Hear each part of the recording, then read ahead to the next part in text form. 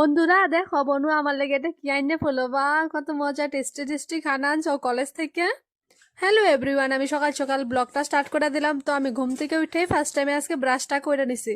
তারপরে আমি গেলাম গা উঠান ঝাড়ু দিয়া লেগে, দেখো উঠানটা ঝাড়ু দিয়া লইতেছি জলদি করে। আর দেখো এদিক দিয়ে সূর্য মামা উঠা পড়ছে, আজকে ঘুম থেকে উঠা আমার দেরি হয়ে গেছে গল্প। তারপরে আজকে সকাল সকালে আমি মাছ নিয়ে অবশ্য পড়ছি, কারণ বনুর স্কুল মানে বনুর কলেজে নিতে লাগবো। তার লেগে আমি সকাল সকাল ঘুম থেকে উঠেই ব্রাশটা করে একদম মাছ কাটাতে বয়ে পড়ছি।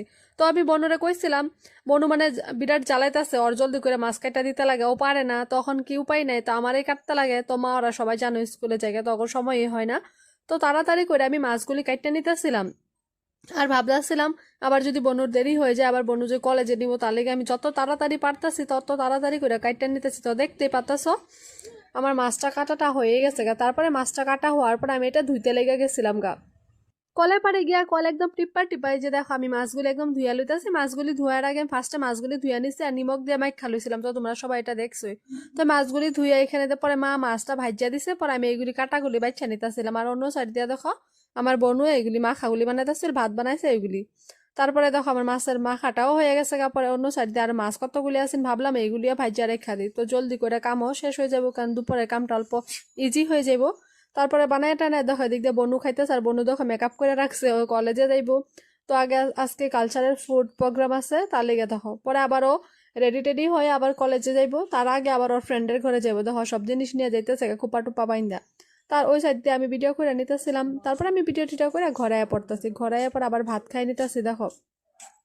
কারণ এখন ঠান্ডা দিন পড়ছে, রোদ্রের মধ্যে বসে ভাত খাওয়াটার মজাটাই আলাদা। আর অন্য সাইড দিয়ে আমার কাকির লগে আমি কথা কইতেছিলাম।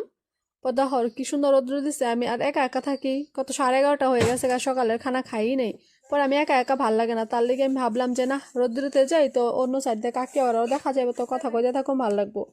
পরে দেখো ভাত টাট খাওয়া শেষ, তারপরে আর আমি ব্লগ করি নাই। পরে বিকালবেলা আবার বনু আয়া পড়ছিল কলেজ থেকে, তো আমি ঘরেই আসছিলাম। পরে এদিক দিয়ে দেখো বনু এতগুলি জিনিস আনছিল। পরে আমি গেলাম গা টিউশনে, টিউশন থেকে আয়া পরে চা বানাই নিচ্ছিলাম। চা দেখো সবার লেগে বাড়ছিলাম, আমাকে 4 জনের লেগে বাড়ছিলাম। পরে আবার আয়া পড়ছে আরেকজন দিদি, তো ওই দিদিটা লেগেও দেখো আমরা বাইরে নিতেছিলাম। পরে 5 জনের লেগে চাটা বাইরে নিছে। আর মার লেগে সবসময় গ্লাসেই চা বাড়তে লাগে, মা কাপে চা খায় না, তো কি করবো, মা যেরকম করে খায় এরকমই দিতে লাগবো। যাই হোক আমার চাটা বাড়াটাও কমপ্লিট হয়ে গেছে গা, তো জলদি জলদি ভাবতেছি খাইয়ে নেই।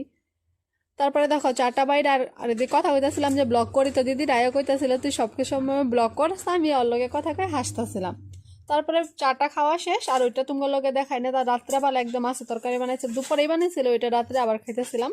তো দেখো আমার এখন ভাত খাওয়াটাও কমপ্লিট হয়ে গেছে। আজকে ব্লগটা এতটুকুই, কেমন লাগছে আমারে কমেন্ট করে জানাইবে, আর ভালো লাগলে লাইক